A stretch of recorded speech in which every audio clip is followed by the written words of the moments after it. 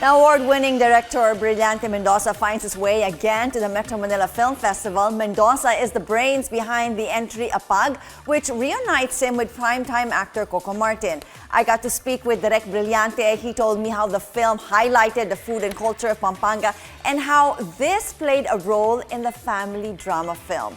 He also shared with me how he felt about being part of the first Summer Metro Manila Film Festival. Nasa-surprise pa rin kasi maraming films at saka magaganda yung mga films eh. And after the pandemic, you're not sure anymore what the audience really wants to see. Especially going back to the cinema, medyo nakakatakot din eh. So, but we're very happy, no? But we're very happy and we're very lucky that we were chosen, no? So, ayun. Well, we are happy to have you there as one of the 8 films chosen. Now, Apag is actually your tribute, interestingly enough, tribute to the Philippine culture, especially your Kapampangan roots, even your cast members. Was that one of your non-negotiables in terms of casting for this film? Kailangan na Kapampangan, marunong ka magsalita? Well, I ideally it should be all Kapampangan cast, no? That's what we were achieving for. But eventually, of course, there were some things that you need to consider. One is the schedule, and that's also the main reason why Coco was included during the last stage, no? Kasi one of our lead actor backed out. So that's also the reason why Coco was, became part of the project. Eventually became part of the project. Kasi iba yung lahat Kapampangan eh. Kapampangan ng director, Kapampangan ang, the research team, and of course all the talents or the people behind the camera. Was this one of your dreams? I mean, to make a movie such as this? How did this movie come about? I mean, I understand it actually premiered, tama ba, Direk? It premiered in several international film fests before we saw its way here sa Summer Metro Manila Film Fest. Yeah, it was premiered already in Busan last year, and then it competed already in France, in Europe, in Warsaw, and then just recently we were also in Bangkok to present the film. So, ayun, umikot na siya sa festival abroad. Now it's time for us naman to share it, no, with our Filipino audience. Okay, I understand that in order for you to share its Summer Metro Manila Film Fest, you had to re-edit some parts. Is that correct? Well, I have to re-edit some part. This was produced, actually this project came about because it was the Hong Kong Film Festival parang asked me if I can make a film, without necessarily parang having sex, violence, or politics as the main topic, no? Okay. Of the project. So sabi ko naman, why not? Pero Direk, how difficult is that for you? To have those elements out of your film?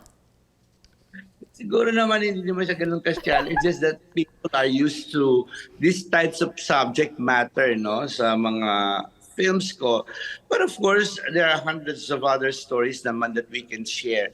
And I took that opportunity to, to make this film, no, the Kapampangan film, no, that parang somehow focus on culture, most especially sa pagkain, and for that matter. So, ayun, I took that opportunity. At least okay siya, di ba? We have something different this time. Yes, I mean, definitely. I mean, I've seen the trailer. I mean, a lot of eating. Tell us a little bit more about the film.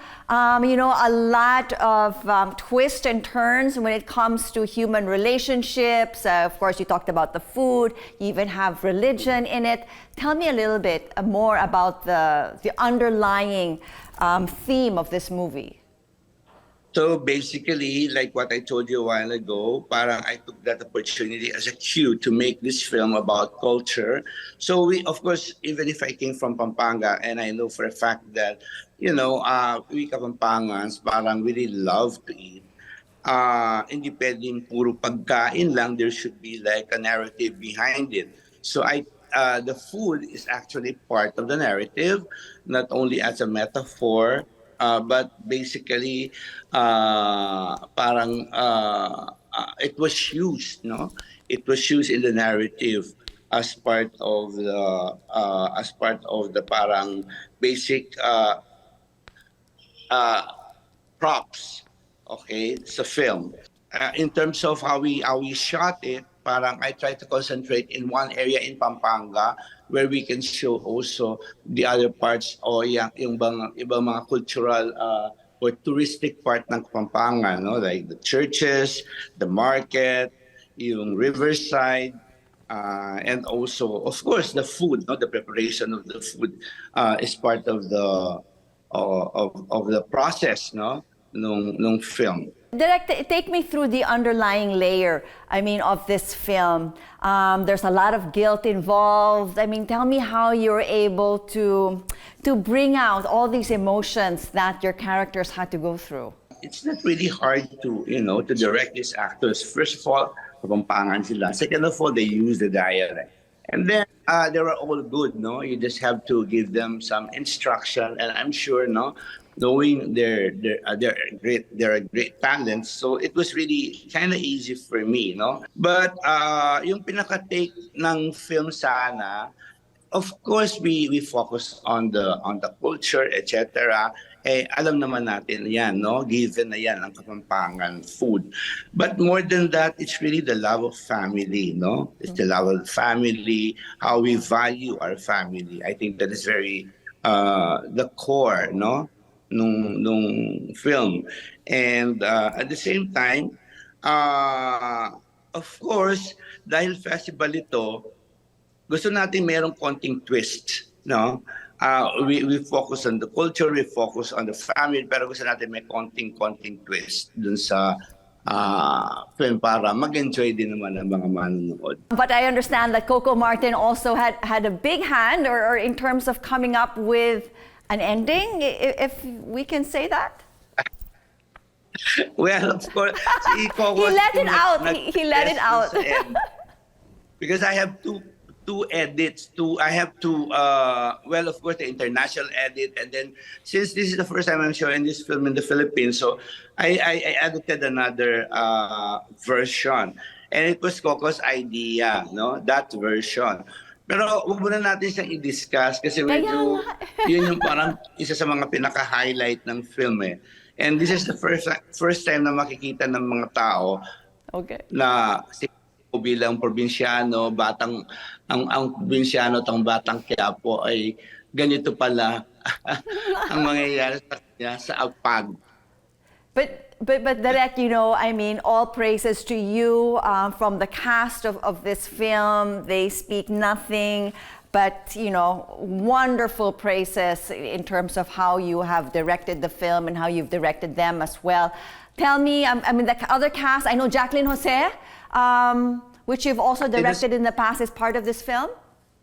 Yeah, Lito Lapid is the first time.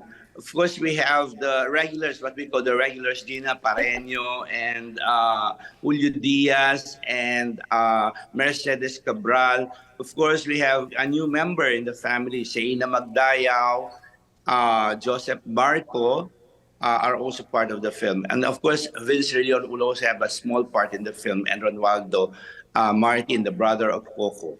Apag, definitely reminding everybody that the food actually plays an important role in this film. Thank you so much again, Direk Brillante, for joining us this morning. Right here on New Day, all the best to you as always. Thank you so much. Thank you, Direk.